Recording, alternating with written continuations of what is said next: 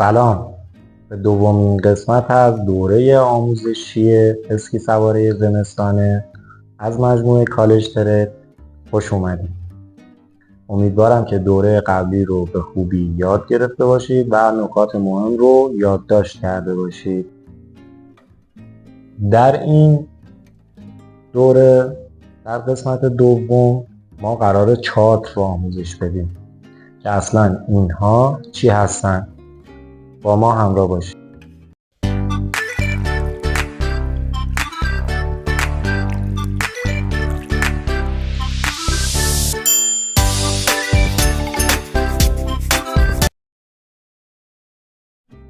امیدوارم که کانال یوتیوب ما رو اشتراک رو زده باشید، اون زنگوله رو فعال کرده باشید برای اینکه دوره‌های بعدی اگه ضبط شد و آپلود شد شما متوجه باشید. لایک و کامنت هم یادتون نره. خب ما میایم روی چارت. به این صفحه که نگاه میکنیم به کل این میگن چارت، نمایشی هست از روند یک قیمت در یک محصول. حالا محصول ما میتونه هر چیزی باشه.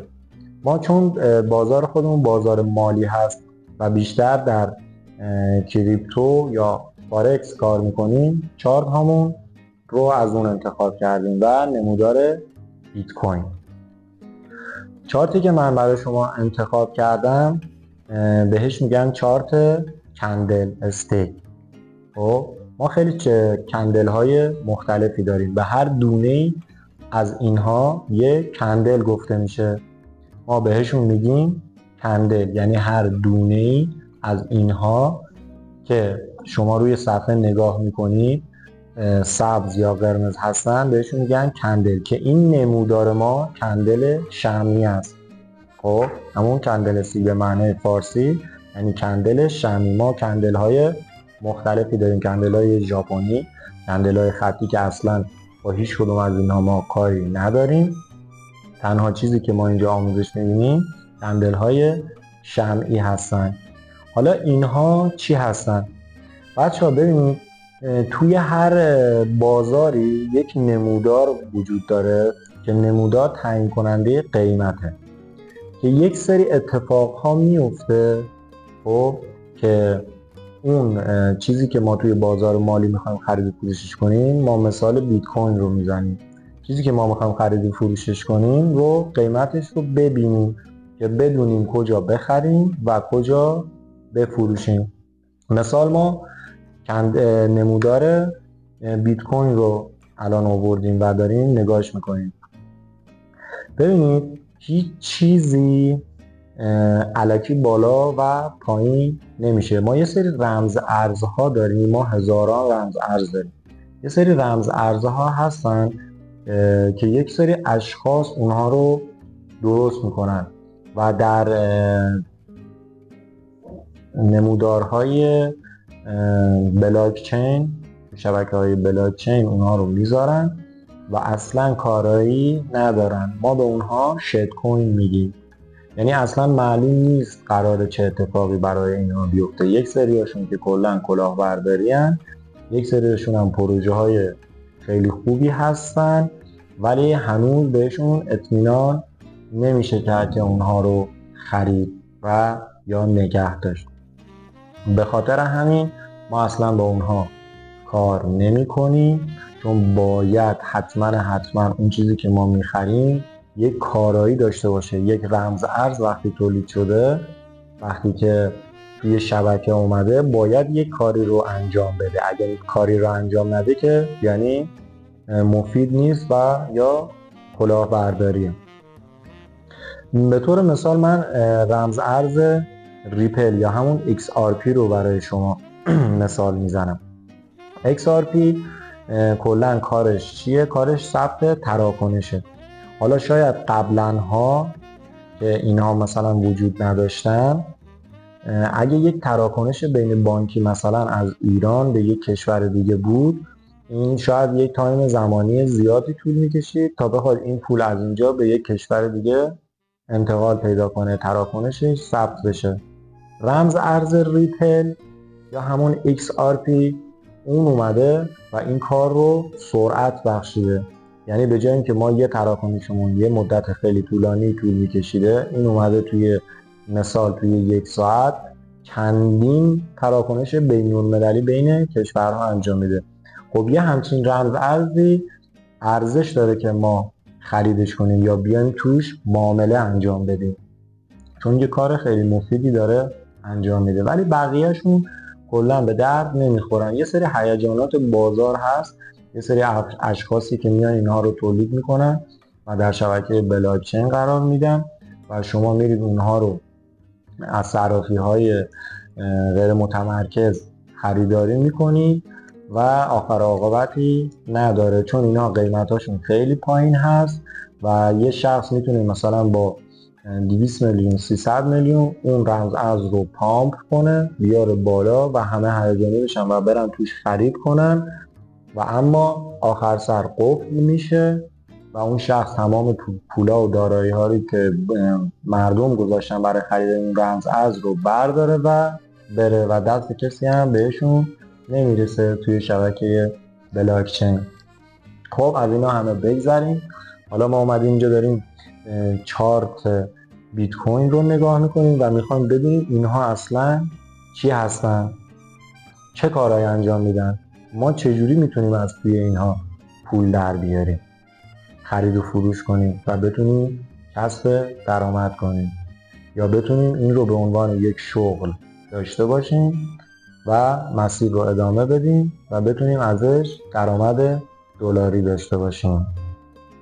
خب حالا ما میایم روی چارت و میخوام ببینیم اصلا اینها چی هستن. ما بعد از اینکه متوجه شدیم به این صفحه چارت گفته میشه، یک سری گزینه‌های دیگه هم هست که اینها رو نگاه میکنیم.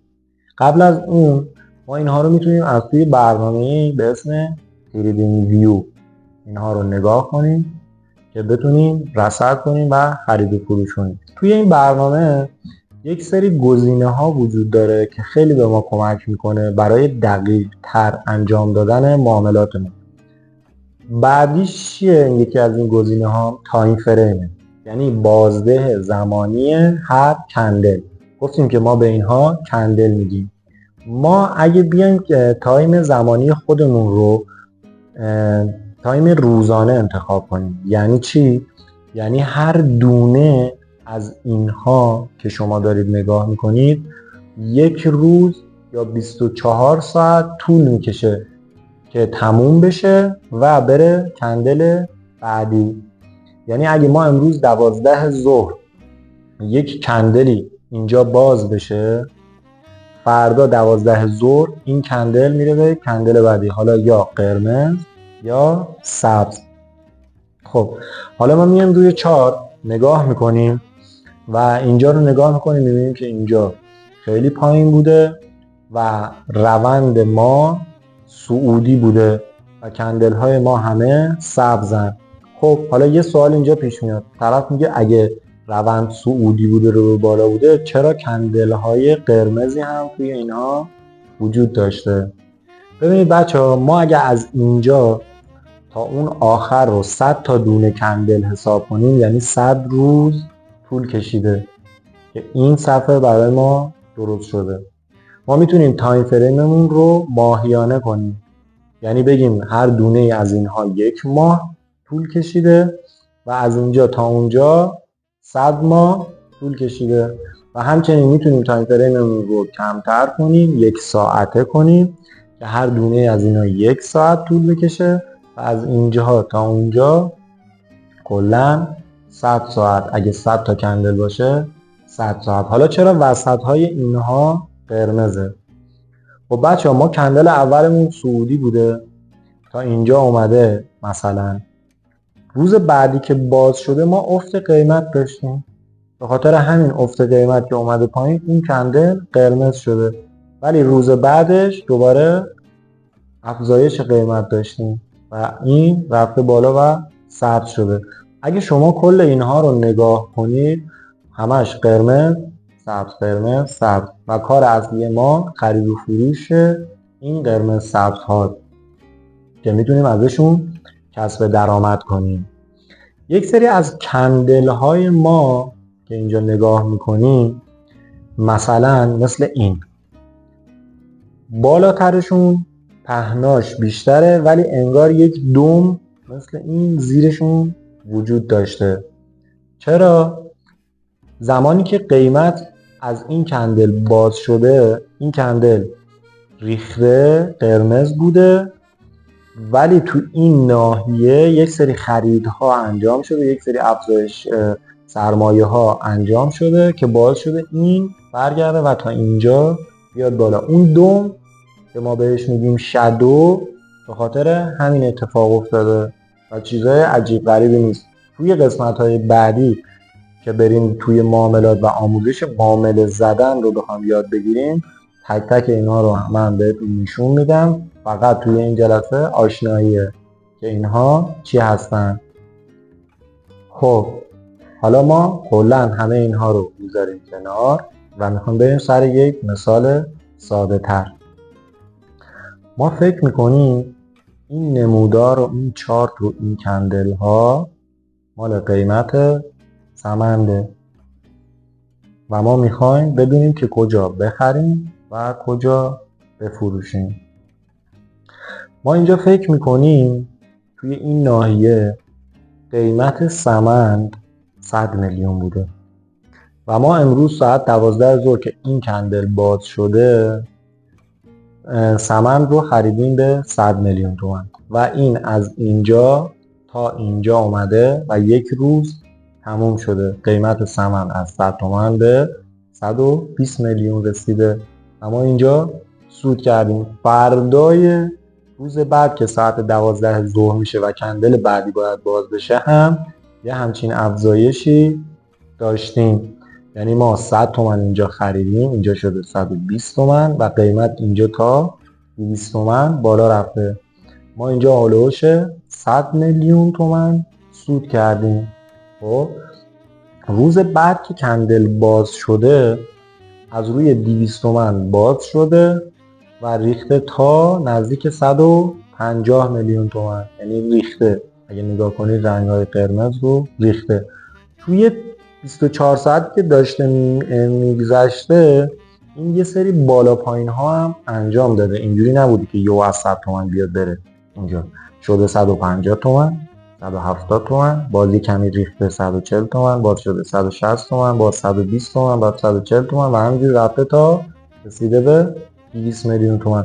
ما خیلی کارهای عجیب غریبی نمی‌کنیم. ما فقط توی این دوره می‌خوایم یاد بگیریم که کجا بخریم، چه چیزهایی رو ببینیم که بتونیم بخریم و چه کارهایی رو انجام ندیم که ضرر کمتری بکنیم. ببینید دوستان، توی این سیستم ما ضرر همیشه هست ولی ما باید کاری بکنیم که ضررهامون درصدش کمتر از سودهامون باشه. یعنی اگه من اینجا 100 میلیون دادم و سمند رو خریدم، این سمن از اینجا تا اینجا اومده، من 50 میلیون تومن سود کردم. وقتی من این 50 میلیون تومن رو سود کردم میتونم این 50 میلیون تومن رو بذارم برای معامله های بعدیم، برای ضررم. خیلی از دوستان میگن ما همیشه تو این ضرر میکنیم. چرا همیشه ضرر میکنن؟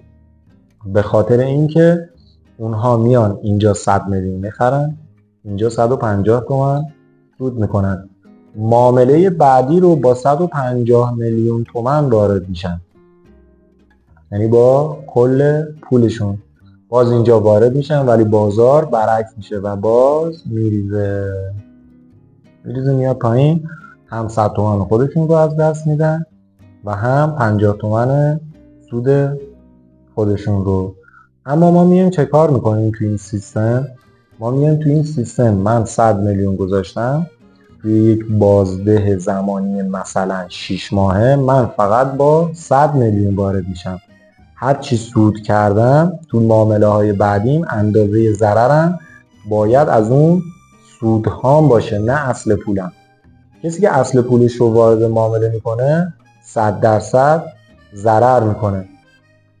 ما یه جاهایی هم داریم که اینها ریخته و اومده پایین. توی سیستم ما، بازار ما دو طرف هست، یعنی ما میتونیم از این پایین بخریم تا این بالا سود کنیم، اون بالا باز دوباره بخریم و تا این پایین سود کنیم. توی بازار رمز ارزها چیزای عجیب غریبی نیست، من تک تک اینها رو بهتون یاد میدم.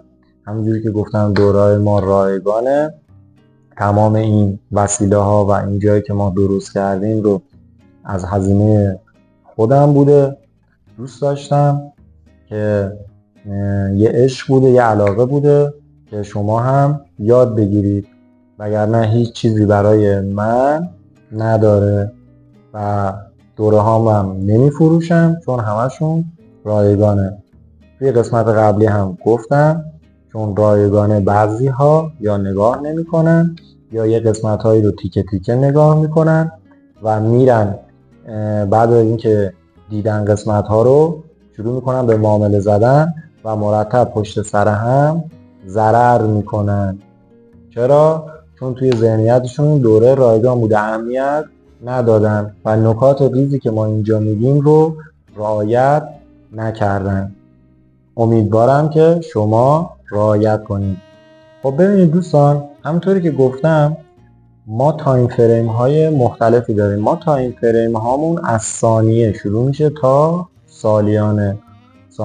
ثانیه‌ای داریم، دقیقه‌ای داریم، 5 دقیقه، 3 دقیقه، یه روز، 30 دقیقه، 1 ساعته، 4 ساعته، روزانه، خیلی داریم تایم فریم همونجوری داریم تا برسه به سالیانه. هر کس نسبت به ذهنیت خودش که چقدر صبوره، چقدر عجوله، میاد تایم فریمشون رو مشخص میکنن. کسایی که سرمایه های خیلی زیادی دارن و صبور هستن، مثلا میان توی تایم فریم روزانه از اینجا خرید میکنن و تا اینجا معاملاتشون رو نگه میدارن، حداقل 15-16 روز طول کشیده. ولی کسایی هم هستن که صبور نیستن، تایم فریمشون رو کمتر میکنن، خیلی میارن پایین، حجم پولشون هم کمتره و به خاطر همین میان نوسانات بازار رو میگیرن. به اینها ما میگیم رنج یا نوسان، بالا پایین کردنشون. ما نقطه خرید داریم، نقطه فروش داریم، یا بالعکس از بالا فروش داریم، از پایین خرید داریم که از هر دو طرفش ما میتونیم سود کنیم. شما با تمرین کردن میتونید شخصیت خودتون رو توی بازار مالی پیدا کنید. همونطوری گفتم بحث روانشناسیش خیلی مهمه، حتما بحث روانشناسی ما رو نگاه کنید. 80% کسایی که توی این بازار سود میکنن از بحث‌های روانشناسیه، همش هم تجربیه. شما نمیتونید اینو یک دفعه بیاید یاد بگیرید، باید تجربهش کنید. امیدوارم که نکته برداری کنید و این فیلم ها رو همیشه نگاه کنید که بتونید توی معامله زدن های خودتون موفق باشید.